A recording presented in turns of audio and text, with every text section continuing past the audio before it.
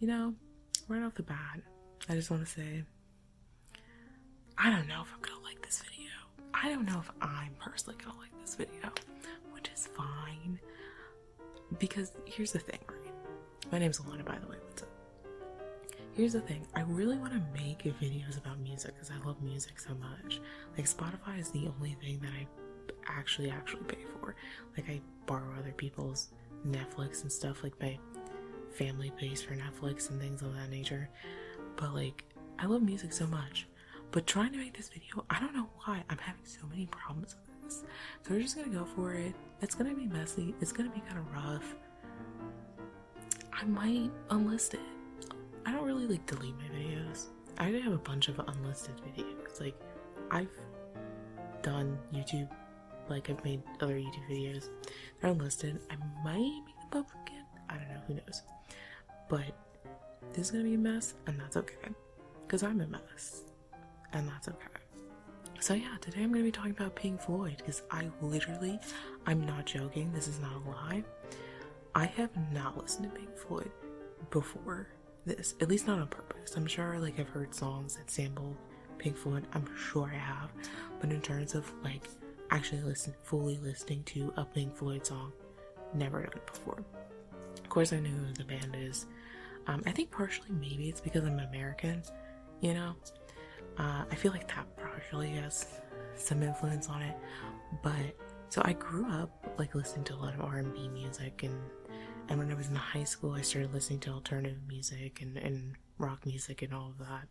So like Pink Floyd was never really in my radar. I'm not like super into psychedelic music and stuff like that. Like Tame Impala is so like, what is it? It's basic, for lack of a better term. MGMT. I would say MGMT. I have mixed feelings about. I actually think if I'm feeling it, I might do. I might talk about their second album because I like their second album the best. But that being said, not really into psychedelic music. I feel like, especially, I'm sure a lot of people in high school knew people who wore like Pink Floyd shirts and stuff. Like, they have a reputation for, you know, things that are usually illegal, but people do for fun. You know what I'm saying? Which I don't do, because I don't think it's fun. But, you know, that's kind of the gist that I had with Pink Floyd before I even listened to it. So, but I've been trying, in the sense of like, I knew if I was gonna listen to Pink Floyd, I wanted to sit down. I wanted it to be, you know, an experience for me and not just kind of like randomly hear it, right?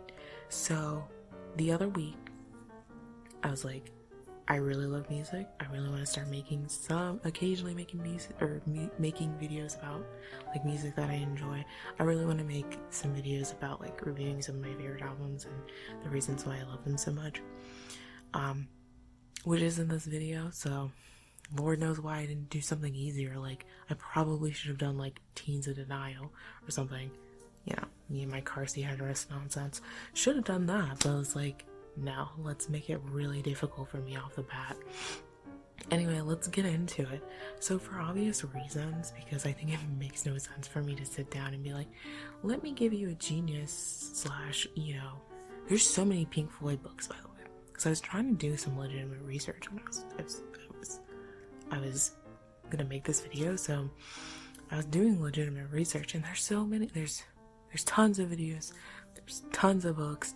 If you really want an actual in-depth discussion on what Pink Floyd is and all of this and all that stuff,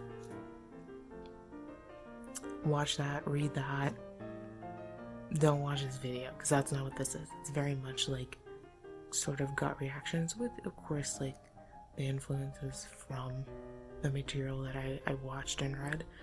Didn't read any books, but I did read some articles and stuff like that. Very basic, rudimentary stuff, just to kind of get the gist of what the album is all about. So I decided to listen to Dark Side of the Moon, which I think was the right choice. I definitely want to listen to The Wall at some point, because I've heard of that album. I know of that album. I know there was that guy that shall not be named who made an awful parody of that album, but never listened to. I'm interested in listening to it, especially after listening to this. Off the bat, I'll say that the first time that I listened to it, not gonna lie, didn't like it too much. I was not really into it. I was like, yeah. It wasn't like super, it's not like a super trippy kind of like weird album. I think it's straightforward. I even think the lyrics are more straightforward than like most MGMT lyrics, you know?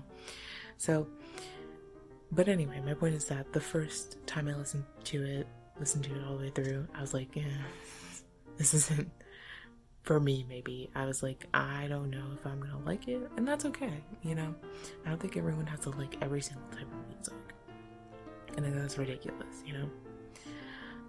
So I was not gonna sit here and say it was bad even if I didn't like it, but I was worried. I was like, oh no, I don't want to sit here and talk about how I don't like something, you know. I want to talk about things that I like for the most part, or criticize the things that I like. I don't want to talk about things that I don't like. But second time I listened to it, I read a little bit of the background from the Wikipedia article. I know, amazing research done by Moy. But yeah, so I did a little bit of research into it and how, you know, it's supposed to talk about birth and life and death, the cycle of life or whatever. Or circle, no. Cycle's probably closer. And so, listened to it a second time.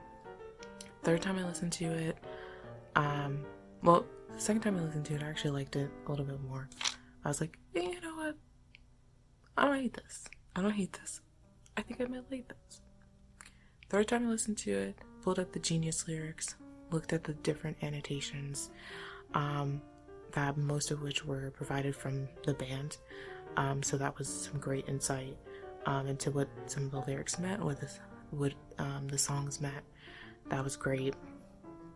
And then by the third time I was like, I can see why people really like this album. I think it comes off as a very meaningful album without being too pretentious. Like, it's not necessarily trying to sell you a whole, you know, long-winded, terribly in-depth message about, you know, the meaning of life. I think it's pretty simple. It's very relatable. So I do appreciate that about them.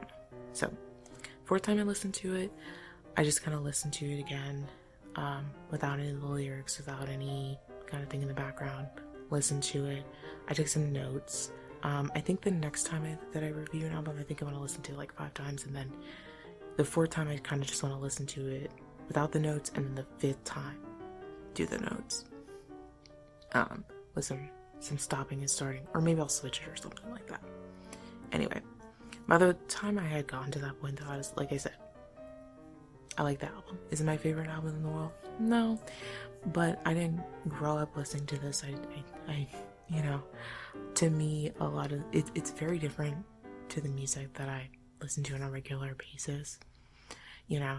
So, of course, I wasn't gonna like be super into it, but there was a lot that I liked. So, for me, I'll just talk about like the highlights overall of what I loved so much about the album. I love that it is very much a concept album. I love concept albums, and it sticks to that concept very well. Everything fits very well, and I love that. The flows and the transitions between the songs, some of it is so seamless that you don't even realize you're listening to the next song. I love that in albums. I don't know if people hate it, but I love that, especially, like I said, in a concept album where, you know, everything's supposed to be connected. I think that's great. Like I said before, I think that the thoughts and the emotions and the ideas that the songs present are very relatable. They're not like pretentious, they're not over the top. And they're also not like super confusing. Like I said, with a lot of, I guess, modern psychedelic music that I think of, it's always like it gets trippy and weird and they're just talking about stuff, and I'm like, I mean, it sounds good, but the lyrics don't mean much to me. They might mean something to you if you're, having fun illegally. Like I said, some places might not be illegal, but for me, where I'm at in my situation, it would be illegal, so I'm sure they're having fun with it. But even like the sounds, where there were parts that didn't have lyrics, I was enjoying it. I liked it a lot. And with the concept of going through life to death, I think it really accomplishes its goal. And I think for art, the most important thing with art is that the goal that it sets out to accomplish, it does it well.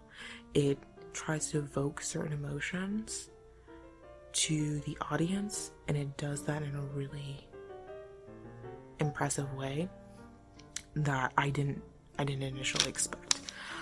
So like I said, I see why people love this album so much, and I really enjoyed it. Since standout, I guess a standout song that I really, really loved was definitely Time. As someone who, like many people do, I feel like, especially, like, I hate to generalize, but like millennials, or especially when you get to like your mid-20s or so, or early to mid-20s, like after, like post-college age, you're like, dang, I really gotta do all this stuff all the time, don't I? Like, there's no time to kind of sit down, because you're like, when you sit down, you're wasting time. You're wasting time where it's like, well, if I don't do stuff, I'm gonna die.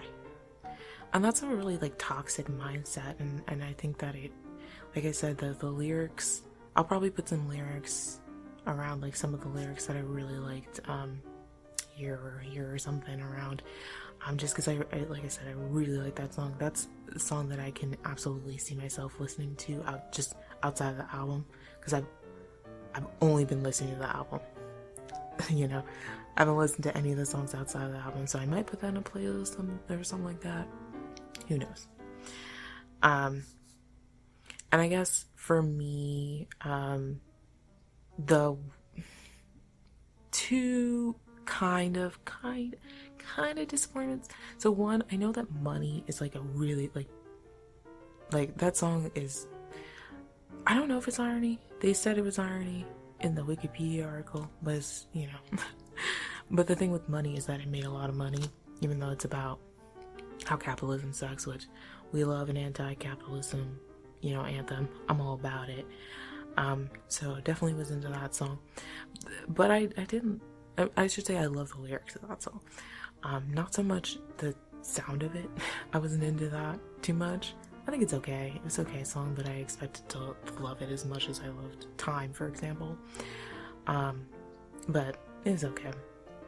And then next was the song that right after them, that song, Money, was Us and Them, which I have mixed feelings on, which I'll get to in a second. But I really thought the transition from Money to Us and Them was actually pretty good too, because you think of like capitalism and the effects that it has on, the way that we treat other people, the way that countries treat other countries is very related to money. So I feel like having that song right after Money was really sensible. I really like that. But anyway, the thing with Us and Them that I don't know why I don't like that song. I think for some reason it reminds me of like Imagine by John Lennon. Like, and it's not that it's bad in and of itself. I want to make that clear. Like the message, it talks about like, anti-war and all this stuff. It's not so much that I have a problem with that. Obviously not. I guess it's kind of like,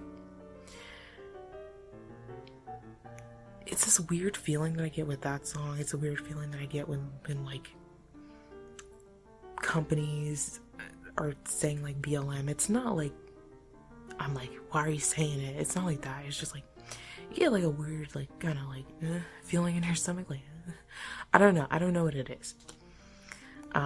When I figure it out, I'm probably gonna make a video of it. But it gives me that like similar vibe to it. I don't know what it is.